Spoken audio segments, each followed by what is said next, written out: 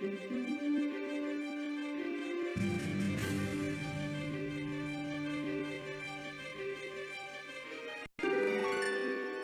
there, Poke fans. I am your humble host, Fan, and you're watching Pokemon Gym Challenges. And as you see, we are now being challenged by this sexy little lady over here with her Weedle. So Eevee, let's see if you can do anything. But I think we're going to... Okay, let's just do the battle. I thought we were going to switch out for some advantage, but the level discrepancy is so much that we can just go for a normal type attack and just beat it. Okay, Bunnelby is next. Now when I do my rabbit specialization, Bunnelby will be a good Pokemon to use. It is not a very powerful Pokemon, but it is a normal ground type. That is not the type I'll be using in this specific battle.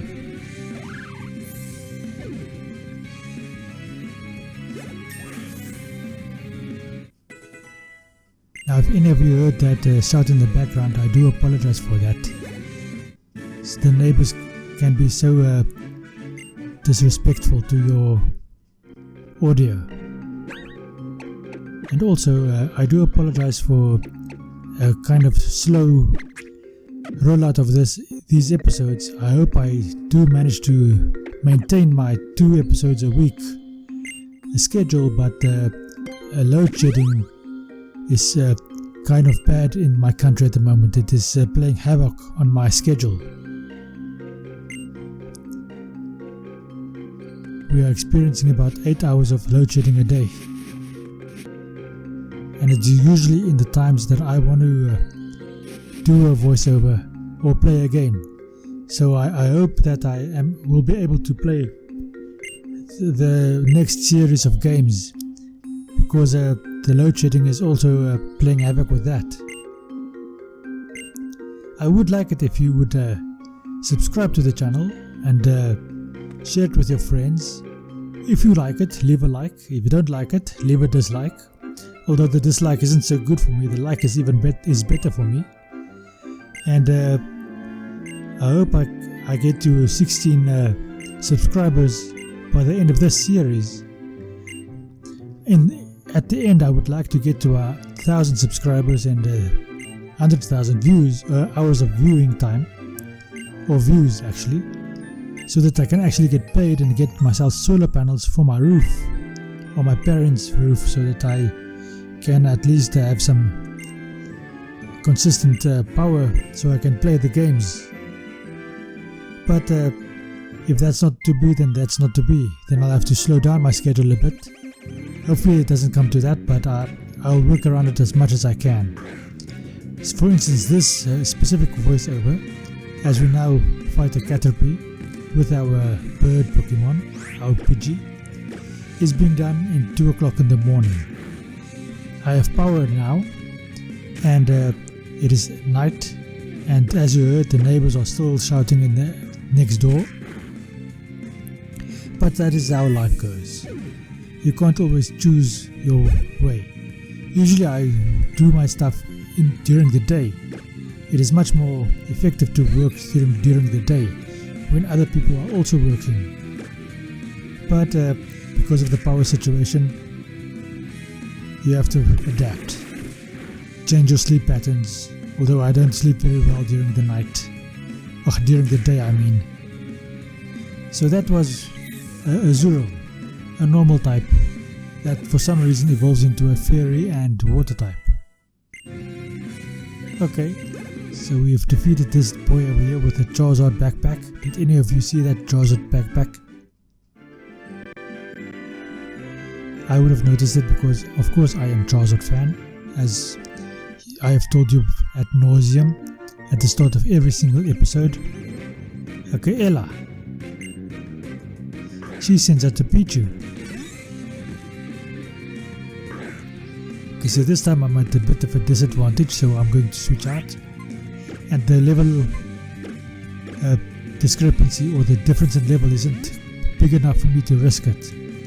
A single shock or nuzzle or whatever electric type attack Pichu can do will take out RPG in a single attack at this difference. And the bad thing gets me paralyzed with static. Bloody stupid thing. I hate you. Well, I don't really hate him, but you get what I mean. I hate you. So she had a pink backpack, not another Charizard backpack or starter Pokemon backpack. Maybe it's a Clefairy or Clefairy or any of those pink Pokemon backpacks. Okay, I was wondering if this guy was going to fight me. Now over here I am making a mistake. I should have gone up the stairs to the other side while I'm here, because as you will see later on, I will have to backtrack to here and through the cave on the other side to get to a specific normal type Pokemon that I do eventually get, and which is part of my planned squad. But at this moment in time I didn't realize I had access to that specific Pokemon. Can anyone guess in the comment section below who that Pokemon will be, or who it is? Anyhow, so as I was explaining, later on I will have to come back to this specific route and go to the other side and to find that specific Pokemon.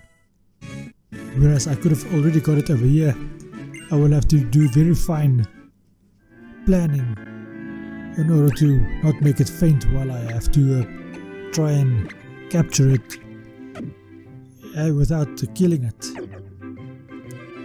I will probably have to weaken it somehow, so I'll have to use a weaker Pokemon. Hopefully I'll have a weaker Pokemon, but since this is a normal playthrough, I have thousands of normal type Pokemon to choose from, hundreds of different species, and so it shouldn't be too difficult. Now as you see over here, we are fighting a grass monkey again. There are a lot of, all of the grass monkey or elemental monkeys are available in this game, but not very many of the other simians or monkeys that I would need to complete a squad. Least of all the starter, except the fire starter, which I am planning to use, or which will be part of my fighting squad. Yes, I've pre-planned pretty much all of my squads for all of the teams or specializations. That way I, to a greater or lesser extent, I might be able to limit the amount of times I use a single Pokemon. The intention is to use as little doubles as I possibly can. Okay, so this is the Pokemon Center, and I left it in because of this interaction over here. I think it's an important interaction. Feel free to pause the video as always if you wanted to read any of that dialogue over there. As for me, I just went through it as quickly as I possibly could. But it looks like he's just telling me about the mart over there. Okay, what was I saying? Okay, I forgot my line of thought. So let's just go on. Okay, so this is complete. Now why am I... okay.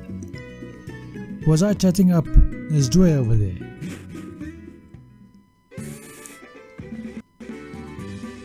Oh yeah, I was saying that I am already using Chimchar in my fighting specialization, and I want to try and minimize the amount of times I use a specific starter. Now granted, there are starters that I use more than once. That is because on the one hand I'm trying to show that starter can be used interchangeably into the different locations that they serve. And secondarily, I am doing that because why am I doing that? Oh yeah, for instance, when I did my fire type playthrough, I used a Charizard because I was not able to, or I didn't know how to edit the specific game in order to get the Talonflame in there. So I had to use Charizard because I could edit them in with the random, the universal randomizer, and so it served the purpose of being Talonflame. That is the point I'm trying to make. I'll try and edit out all of my pauses to make it a more coherent sentence. Okay, so where are we going now? This is the Pokemon Center. Not Pokemon Center, the Pokemon Gym. Is this a gym or is this a school? I forgot this specific gym leader is in charge of a school. Or is a teacher at least. So I have to get through the school somehow. No, I'm wrong. The gym is next to the school.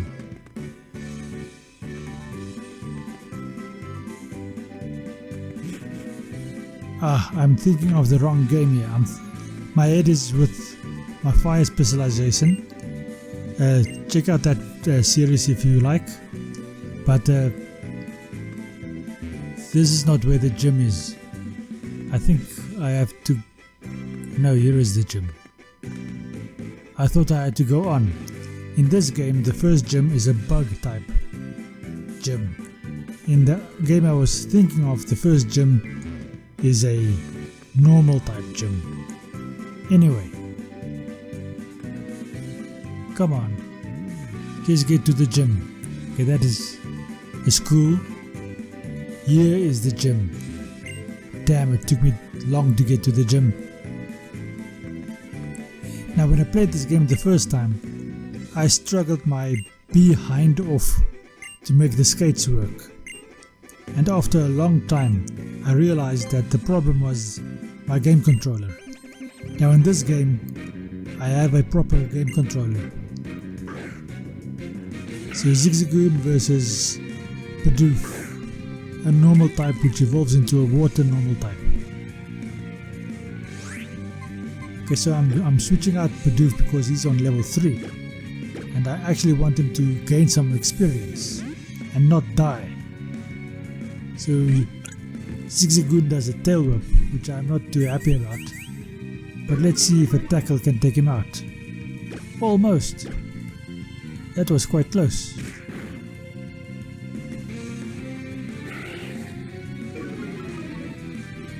Okay, so that takes care of Zigzagoon. Now why this lady has Zigzagoon I don't know, because she's a steel fighting type trainer.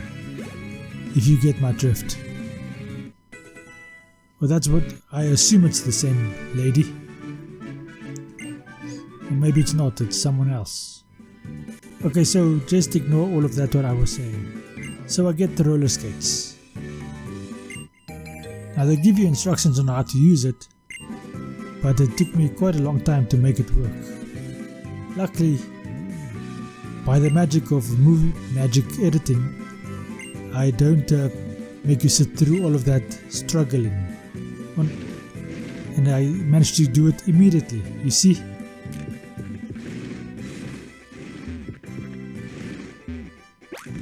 Now the fact that I have roller skates does make walking a bit difficult at times. Luckily, at some point during this specific playthrough, I learned that when I want to roller skate, I use the joystick controller on my Xbox controller. That's what I'm using. And when I actually want to walk, I just use the arrows, the backwards, forwards, sideways arrows. It takes me a while to figure that out, but for quick traveling I do the roller skates. That is just how I roll. And for precision movement, like walking one block for a stair or a door or something like that, I walk with the arrows. Leave a comment in the comment section below if you ever played this game on an emulator and had to overcome that same difficulty, or even if you play it on a console. How does it work on a console? Now the roller skating is, I guess, would work pretty much the same. Did you see I got a gust? Doesn't do enough damage, but I got a gust. Anyway, as I was saying, the rollerblading would probably work the same, but say you're rollerblading and you want to get into a door and you keep overshooting that door. How do you get to have a small movement increment or small increment movement in order to get through that door? Okay, so am I going to use a potion? Okay, let's use a potion. I don't actually want to faint right now, but that gives that lady or that lady bar 2 attacks. Come on, do the attack. I wonder why they gave Pidgey a gust. I know why they gave him a gust in the first series, because gust was the only flying type attack there was, except for Drill Peck and all of those other goodies. But Peck came in the next generation or the generation after that. But gust is gust is the wrong type of attack for Pidgey, because his attack strength and the type of attack gust does not match up. That's why it's doing so little damage over here. Anyway, Bidoof goes to level 5 and learns Growl. Not the move I would have taught it, but that's that. And also, as per all of the previous series, the rules are that I have to have at least one normal type attack on each of my Pokemon, because it's a normal type playthrough, as well as its specific typing. So for instance, Bidoof, when it evolves into a Bibarel, must have a normal type attack and a water type attack. And Pidgey must have a normal type attack and a flying type attack.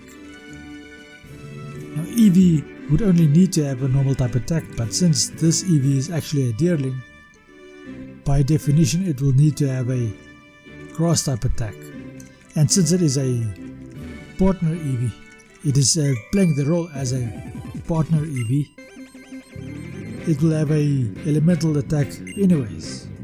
And I'm just prioritizing the grass type partner attack over any other attack the partner Eevee might have.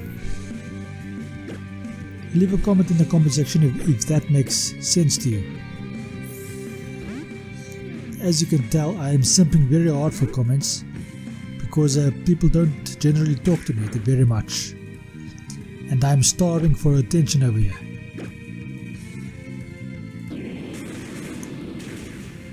Okay, Spupa.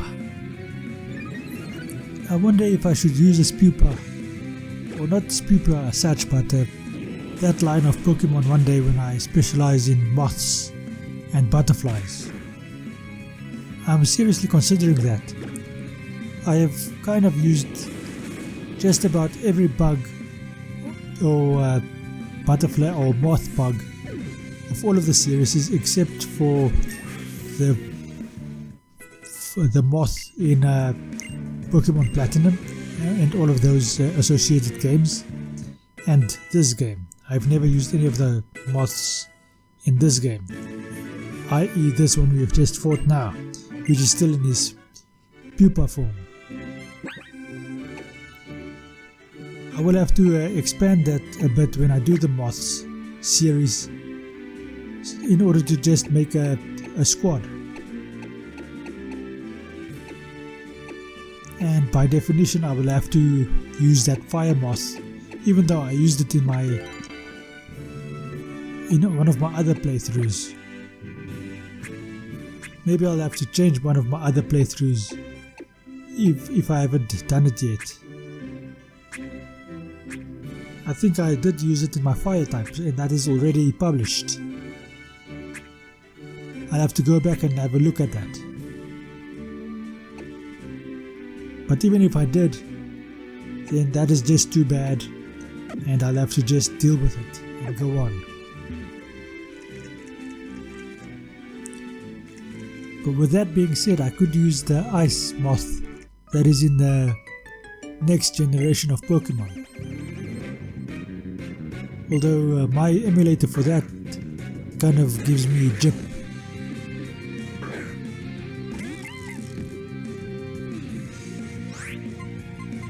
Okay, so this Kakuna might not give me all that much difficulty. It may poison me because there's Poison Sting and Harden. But if I'm lucky, I'll be able to take it out without too much difficulty. Oh, that was quite easy.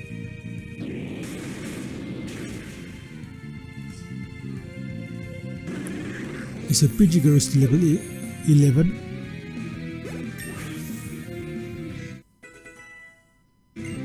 Okay, next is Combi.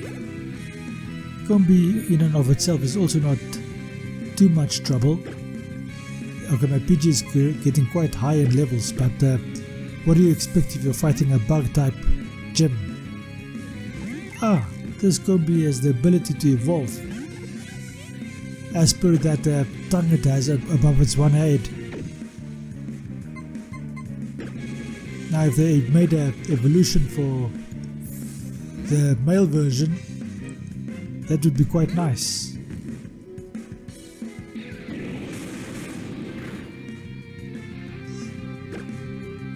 I designed a male version. If I can find it, I'll show it to you. But as such, I don't know. I want to do a series where I specialize in bees, but I can't find a game where all the bees will be available that I want. It's either just the one bee, or let me rephrase. There is a fairy type that looks like a bee. Now, or actually it's Cutie Fly.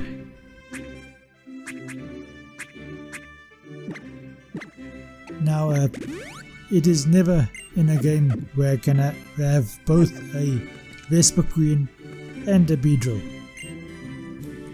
So either I'll have to find a way to edit the game to include it, or I'll have to find some sort of workaround. Okay, so now we have reached the gym leader. She is also not too bad looking. Granted, I am approximately 10 or 11 in this game. Generally they want it to be 10, but the ages have been going up in the last couple of generations. Although they still call you 10, you look much older than 10. Okay, so this Surskit has the exact same stats as that water spider. Both evolutions of this and that have the exact same stats. So I was wondering, when I do my spider specialization, if I shouldn't just use Surskit as a spider and edit it in such a way that it has the same stats or attacks as those two spiders.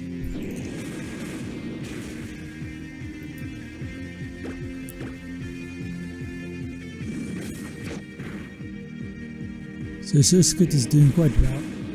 Luckily I managed to take it out. Now, inevitably, Pidgey is going to lose at some stage, even though it grows to level 12 right now. That last bloody Pokemon, that Vivillon, will give me a lot of trouble, especially with that infestation attack. Granted, we are on the same level, which I'm quite happy about, but I have already lost half of my HP, and Vivillon is only starting to lose some HP now. So it tackles. That was a nice hit, but I'll have to heal up a bit because the amount of HP I've left is too little. It won't survive a hit. Okay, I have 28 now. Let's see how much it does. I would have survived one hit. That attack did quite a bit of damage. The attack went by too quickly to calculate quickly, but it started with a bladder infestation. But I managed to take out Vivillon. If I didn't do that healing, I would have had to use some of my other Pokemon to try and complete this battle. So Pidgey grows to level 13 over here and learns Quick Attack. Okay, cool.